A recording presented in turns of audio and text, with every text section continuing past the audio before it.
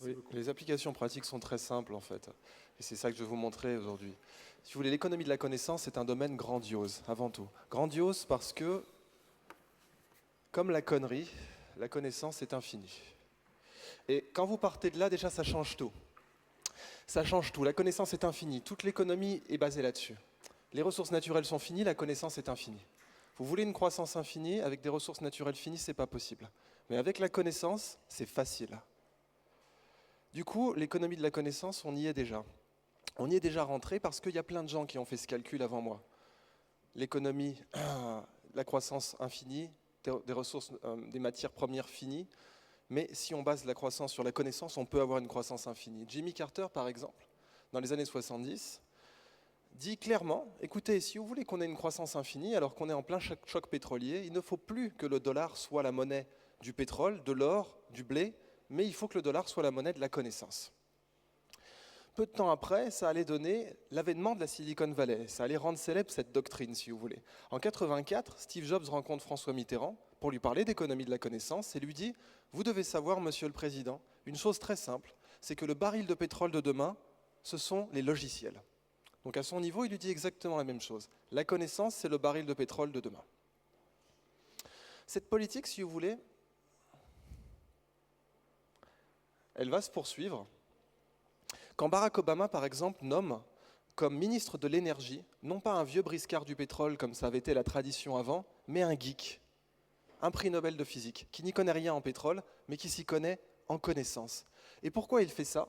Parce que la connaissance mondiale, elle explose, elle double tous les 9 ans. Il faut trouver des nouveaux moyens de la transférer, parce que nos méthodes de transfert sont mauvaises. Même cette présentation, elle est essentiellement verbale, et le langage, c'est un moyen très défaillant de transférer la connaissance. Le langage, c'est très bas. Vous avez peut-être les vidéos, c'est déjà un peu mieux. Les jeux vidéo, c'est encore mieux. Et c'est comme ça que la Corée transfère la connaissance déjà. La Corée a un ministère de l'économie de la connaissance, entier. Et quand elle doit transférer la connaissance de la robotique, elle n'écrit pas des programmes scolaires, elle n'écrit pas des communiqués de presse, elle crée un parc d'attractions, Roboland, dont le robot Einstein ici est la mascotte. Pourquoi ? Parce que la connaissance mondiale explose et que tous les pays au monde, s'ils sont futés, cherchent à respecter cette équation. Les flux de connaissances doivent être proportionnels à la croissance de la connaissance. Pour l'instant, ce n'est pas le cas. La connaissance explose, mais nos modes de transmission n'explosent pas. Alors, il y a des solutions à ça. Comme le CERN, qui est entre la Suisse, l'Italie et la France, la connaissance, elle est collégiale. C'est-à-dire qu'elle est partagée par tout le monde. Chacun en a un petit morceau. Et ça a une conséquence immédiate. Cette conséquence, c'est que si nous n'apprenons pas en groupe, nous n'apprendrons plus du tout. Ça veut dire qu'à l'avenir, le mot expert ne devra pas exister pour flatter l'ego d'un individu, mais le mot expert, dans le dictionnaire, devra désigner un groupe. Les règles de l'économie de la connaissance, en fait, elles sont très simples. Par exemple, là, on est en train de faire une transaction de connaissance. Qu'est-ce que c'est qu'une transaction de connaissance? C'est je vous donne de la connaissance et vous me donnez de l'attention. La monnaie de l'économie de la connaissance, c'est l'attention et le temps. Et c'est ce que dit cette équation magnifique et très simple. Les flux de connaissances sont proportionnels à l'attention multipliée par le temps. Les conséquences de cette équation sont grandioses. Vous savez pourquoi? Parce que là-dedans, ce que ça dit, c'est que le pouvoir d'achat dans l'économie de la connaissance ne dépend que de vous.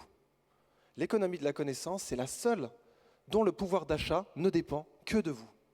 C'est-à-dire que chaque homme sur Terre naît avec du pouvoir d'achat en économie de la connaissance. Alors que dans l'économie de marché ou l'économie des matières premières, chaque homme sur Terre ne naît pas avec du pouvoir d'achat. Mais nous avons tous du temps et de l'attention. Et avec ça, on peut acheter de la connaissance.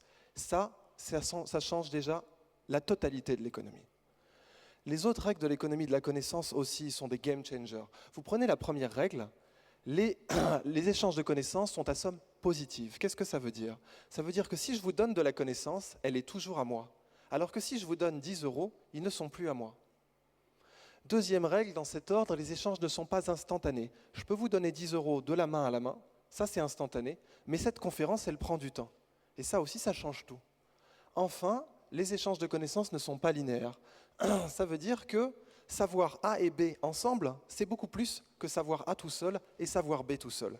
Et ça, pareil, ça n'a rien à voir avec l'économie du capital, parce qu'avoir 10 € et 20 € ensemble, c'est exactement pareil que d'avoir 10 € et 20 € séparément. Une autre dimension fascinante de l'économie de la connaissance, c'est qu'elle contient tout le développement durable. Tout le développement durable, c'est un sous-domaine de l'économie de la connaissance. Pourquoi ? Parce que la nature est une bibliothèque, pleine de solutions. Vous voulez des nouveaux modes de gouvernance ? Observez les termitières et les fourmilières, vous en aurez. Vous voulez des moyens de dépolluer les sols ? Observez les champignons. Avec la mycorémédiation, on sait maintenant dépolluer les sols des polluants organiques. Et peut-être même plus tard, dépolluer les polluants nucléaires. Mais cette bibliothèque qu'est la nature, on l'a brûlée au lieu de la lire. Ça, c'est la révolution industrielle. On s'est cru intelligent parce qu'on savait brûler les livres, les mettre dans nos machines à vapeur, plutôt que de les lire. Et mieux que ça, on a méprisé les peuples qui étaient analphabètes, mais qui savaient lire cette bibliothèque. Pensez à la mission civilisatrice de la France. Au fond, qu'est-ce que c'était la mission civilisatrice ? C'était la mission industrialisatrice. C'est tout. La civilisation qu'on apportait, c'était la révolution industrielle. Et cette révolution industrielle, c'était dire à des natifs, qui en Australie, qui en Amazonie, qui en Algérie, qui ne savaient pas lire, mais qui savaient lire la nature, de leur dire « brûlez ces livres-là, nous ne savons pas les lire, mais ce n'est pas important ». La révolution industrielle, elle a fait beaucoup de mal aussi à l'économie de la connaissance en général, pas qu'à la nature, qui est donc notre bibliothèque universelle. Elle a fait beaucoup de mal à l'économie de la connaissance parce qu'elle est passée d'un transfert de connaissances basé sur l'amour, comme c'était le cas à la Renaissance, on aimait la connaissance avant de l'apprendre, à un transfert de connaissances qui ressemble précisément à ça. Ça, c'est nos transferts de connaissances actuels. Le gavage. Dans l'éducation industrielle, on ne considère pas qu'il faut aimer savoir-faire, love can do, le mantra de la Silicon Valley. Bien au contraire, vous avez des laudois qui arrivent dans le système éducatif, on a un volume de connaissances à leur injecter, qu'elle l'aime ou qu'elle l'aime pas, ce n'est pas le problème. Ce volume de connaissances doit être injecté à l'année et le lot doit circuler. Ça, c'est les transferts de connaissances de l'ère industrielle. Ils ne sont pas basés sur l'amour de la connaissance. Or, je vous ai dit, rappelez-vous, la devise de l'économie de la connaissance, c'est l'attention multipliée par le temps. Vous ne donnerez jamais autant d'attention et de temps que si vous êtes amoureux. À une personne ou à une connaissance, c'est la même chose. Vous ne donnerez jamais autant d'attention et de temps que si vous êtes amoureux. Aussi, pour qu'on tourne la page de cette ère industrielle qui, d'un point de vue des échanges de connaissances, a été une erreur pour nous, d'abord parce qu'elle brûlait la nature, notre bibliothèque commune, mais aussi parce qu'elle n'incitait pas à aimer la connaissance avant de l'absorber, eh bien moi, je vais vous garantir là que si jamais vous êtes amoureux d'une connaissance, votre apprentissage va être jalonné par des étapes très simples, qui sont résumées par ce diagramme. 5, 50, 500, 5000, peut-être 50 000. C'est le nombre d'heures qui jalonnent les étapes d'une connaissance quand vous êtes passionné. À 5 heures, vous entrez dans n'importe quelle connaissance. La pâtisserie, le jiu-jitsu, la chromodynamique quantique ou le chinois. 5 heures, maximum. À 50 heures, vous êtes autonome. C'est-à-dire que si vous avez fait l'amour à la connaissance du chinois 50 heures en cumulé, on peut vous lâcher en Chine, vous n'avez plus besoin de manuel pour apprendre. Il vous suffira d'écouter les gens et de regarder les panneaux, et vous n'aurez plus besoin de manuel. Donc vous êtes autonome à 50 heures. À 500 heures, vous pouvez enseigner. Par exemple, un brevet de pilote, c'est en dessous 500 heures. À 5000 heures, vous pouvez avoir le prix Nobel. Il y a des prix Nobel de littérature qui ont passé moins de 5000 heures cumulées à écrire leurs œuvres. Enfin, à 50 000 heures, là c'est un vrai mariage, ça fait 17 ans à 8 heures par jour.